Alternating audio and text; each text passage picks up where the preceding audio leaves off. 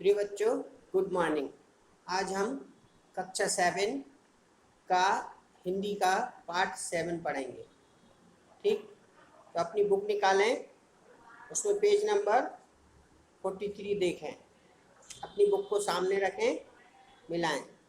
इस पाठ का नाम है हिमालय की गोद में।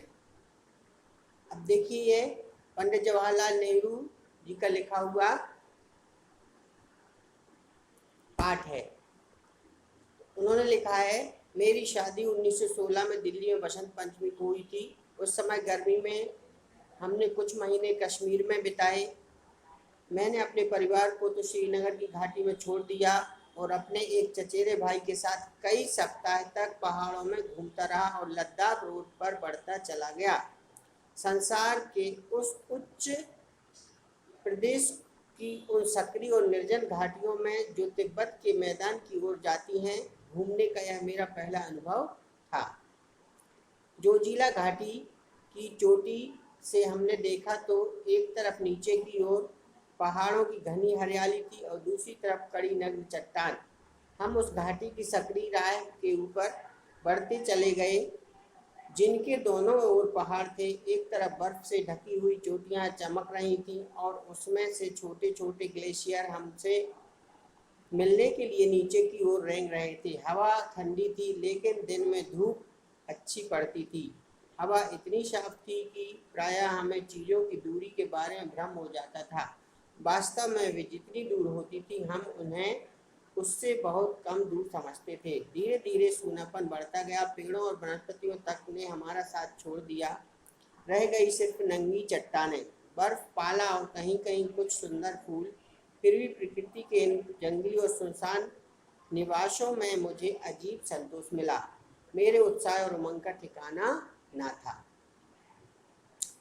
इस यात्रा में मुझे दिल को कपा देने वाला एक बड़ा अनुभव हुआ। जोजिला घाटी से आगे सफ़र करते हुए एक जगह जो मेरे ख्याल में मातायान कहलाती थी, हमसे कहा गया कि अमरनाथ की गुफा यहाँ से सिर्फ 8 मील दूर है। यह अवश्य था कि बीच में बुरी तरह हिम से ढका हुआ एक बड़ा पहाड़ पड़ता था, जिसे पार करना था। लेकिन उससे क्या, 8 मील होते ही क्या है। जोश खूब था और तजर्बे नदारत। हमने अपने डेरे तंबू, जो 11,500 फुट की ऊंचाई पर थे, छोड़ दिए और एक छोटे से दल के साथ पहाड़ पर चलने लगे। रास्ता दिखाने के लिए हमारे साथ एक गड़रिया था। हमने रस्सियों के सहारे कई बर्फीली नदियों को पार किया। हमारी मुश्किलें बढ़ती गईं और सांस लेने में भी कठिनाई मालूम होने लगी। हमारे कुछ सामान उठाने वालों के मुंह में से खून निकलने लगा। हालांकि उन पर बहुत बोझ नहीं था, मगर इधर बर्फ पड़ने लगी और बर्फीली नदियां भयंकर रूप से रफ्तीली हो गईं। हम लोग पूरी तरह थक गए। एक एक कदम आगे बढ़ने के लिए बहुत कोशिश करनी पड़ती थी, लेकिन फिर भी हम लोग यह मूर्खता करते ही गए। हमने अपना खेमा सुबह 4 बजे छोड़ा था और 12 घंटे तक लगातार चढ़ते रहने के बाद हमें एक सुविशाल हिम सरोवर देखने का पुरस्कार मिला। यह दृश्य बहुत ही सुंदर था। उसके चारों ओर बर्फ से ढकी हुई पर्वत चोटियां थीं, मानो देवताओं का मुकुट या अर्धचंद्र हो। परंतु ताजी बर्फ और कोहरे ने शीघ्र ही इस दृश्य को हमारी आंखों से ओझल कर दिया।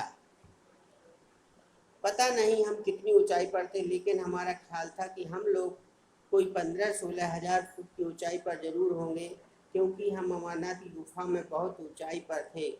अब हमें इस हिम सरोवर को, जो संभवतः आधा मील लंबा होगा, पार करके दूसरी तरफ नीचे गुफा की ओर जाना था। हम लोगों ने सोचा कि चढ़ाई खत्म होने से हमारी मुश्किलें भी खत्म होंगी, इसलिए बहुत थके होने पर भी हम लोगों ने हंसते हुए यात्रा की यह मंजिल भी तय करनी शुरू कर दी। इसमें बड़ा धोखा था, क्योंकि यहाँ बहुत सी दरारें थीं और ताजी गिरने वाली बर्फ खतरनाक दरारों को ढक देती थी।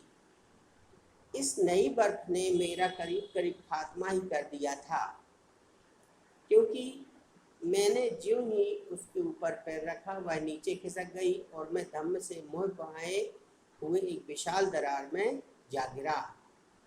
यह दरार बड़ी थी और कोई भी चीज उसमें बिल्कुल नीचे पहुंचकर हजारों साल बाद तक भूगर्भ शास्त्रियों की खोज के लिए इत्मीनान के साथ सुरक्षित रह सकती थी। लेकिन मेरे हाथ में से रस्सी नहीं छूटी और मैं दरार की बाजू को पकड़े रहा और ऊपर खींच लिया गया। इस घटना से हम लोगों के होश तो ढीले हो ही गए, फिर भी हम लोग आगे चलते ही गए, लेकिन दरारों की संख्या और उनकी चौड़ाई आगे जाकर और भी बढ़ गई। इनमें से कुछ को पार करने से कोई साधन भी हमारे पास नहीं थे, इसलिए अंत में हम लोग थके मांदे हताश ही लौट आए और इस प्रकार अमरनाथ की गुफा अनदेखी ही रह गई। तो एक छोटा सा ये